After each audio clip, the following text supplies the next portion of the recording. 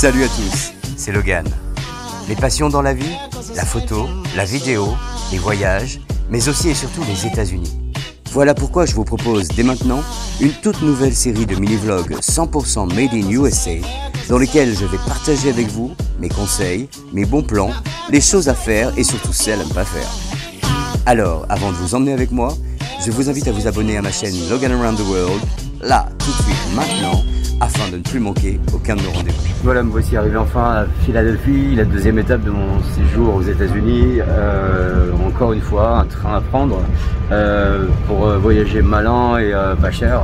Moi, je vous conseille de prendre le Air Train en direct de l'aéroport, qui vous emmène dans le centre de la ville de Philadelphie pour 6,75 $, ce qui vous évitera une course de Uber à 40 $ à peu près la course. Donc voilà, c'est une sacrée économie parce que pour 6 balles, vous pouvez vous rendre en train. Bon, évidemment, ça prend un peu plus de temps, ça prend 45 minutes au lieu d'une vingtaine de minutes en voiture, mais c'est une sacrée économie en tout cas. Voilà, nous sommes donc à Philadelphie. Malheureusement, je ne vais pas pouvoir vous montrer beaucoup d'images de cette ville et je vous explique tout de suite pourquoi. J'ai passé 3-4 jours là-bas et malheureusement à mon retour, j'ai perdu toutes les données vidéo. Du coup, les seules images que j'ai pu sauver sont celles-ci, celles de mon checking dans l'appartement. Alors, je vous rassure tout de suite, je ne vous propose pas cette semaine une vidéo de 7 minutes d'un room tour interminable. Non, pas du tout. Pour me faire pardonner, je vous ai préparé une sorte de petite surprise, un best-of ou plus exactement un worst-of de toutes les pires prises que j'ai pu enregistrer lors de mon vlog précédent à Washington DC. Donc voilà, j'espère que ça vous fera rire. En tout cas, moi, ça m'a fait plaisir de vous montrer un petit peu les ratés, parce que forcément, être youtubeur, c'est aussi rater pas mal de choses. On vous montre en général le meilleur, mais voilà, pour une fois, je vous montre le pire. Donc pour revenir à l'appartement que j'avais loué à Philadelphie, je suis passé cette fois-ci par Sander, un organisme que j'avais déjà sollicité lors d'un voyage précédent à Londres. D'ailleurs, je vous mets la vidéo en lien juste en haut à droite là si ça vous intéresse. C'est un appartement hôtel, propose tout le confort d'un appartement classique, donc une cuisine ultra équipée, une buanderie avec lave-linge, sèche-linge, une connexion Wi-Fi, un écran plat avec une connexion au câble bien évidemment, tout le confort nécessaire, une jolie décoration assez élégante et raffinée pour la plupart d'entre eux. Donc tout cela pour en général des prix plus intéressants que des chambres d'hôtel classiques qui ne proposent pas malheureusement un quart de ces prestations. Donc voilà, pour cet hôtel qui était situé au centre, à Center City, c'est-à-dire en plein centre de ville de Philadelphie bien évidemment, un appartement de 40 mètres carrés, j'ai déboursé 75 $ la nuit, ce qui était vraiment très peu comparé aux offres des hôtels à proximité qui proposaient en général, elles, des chambres à 100 $ la nuit. Voilà, donc si vous souhaitez partir bientôt et ne pas faire de concessions sur le confort, je vous conseille bien sûr de regarder du côté de Sander, vous pourrez peut-être trouver votre prochain petit cocon. Bon bah voilà les gars, comme j'ai pas eu le temps de manger le Philly Cheese national de Philadelphie, et ben je vais le manger ici à Washington DC, mais version poulet. Donc c'est pas l'original bien sûr, hein, c'est un fast-food qui reprend le classique comment ça s'appelle? Cheesecake.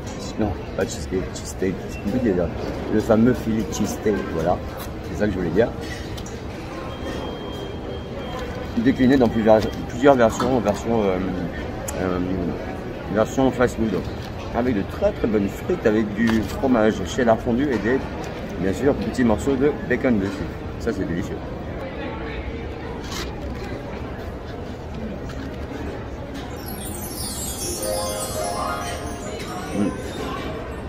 Et donc ça, la taille que vous voyez là, c'est le small, qui est déjà largement suffisant pour moi. Donc maintenant j'ai compris les tailles ici, les portions sont énormes. Donc ça c'est la petite frite déjà qui est quand même balèze aussi, vous voyez, c'est la taille du sandwich de toute façon. Donc voilà, une petite frite et un petit filet de cheesecake. Ici moi ça me suffit amplement. Cheesesteak, je crois que j'ai dit cheesesteak encore. Pour me caler pour le déjeuner. Et sans oublier bien sûr ma boisson incontournable, mon Dr Pepper que je bois absolument tous les jours depuis que je suis arrivé. C'est tellement mieux que le coca. Salut tout le monde, j'espère que vous allez bien. Cette semaine nous sommes... Salut les gars, j'espère que vous allez bien. Cette semaine bien sûr nous sommes en direct de chez Chicago. Salut les gars. Derrière. Putain. Bon là c'est fichu, on se côté pendant 10 heures. Salut les gars, j'espère que vous allez bien. Cette semaine nous sommes bien sûr, comme vous pouvez le voir derrière moi, à Washington DC avec le United States of Capitol. Et je vous emmène avec moi à partir à la découverte du National Mall et de ses plus beaux museums et memorials. C'est parti. It's a good one, finally. I keep the last one, finally. Voilà, ça c'est le National... Ça c'est le National Museum of Historical...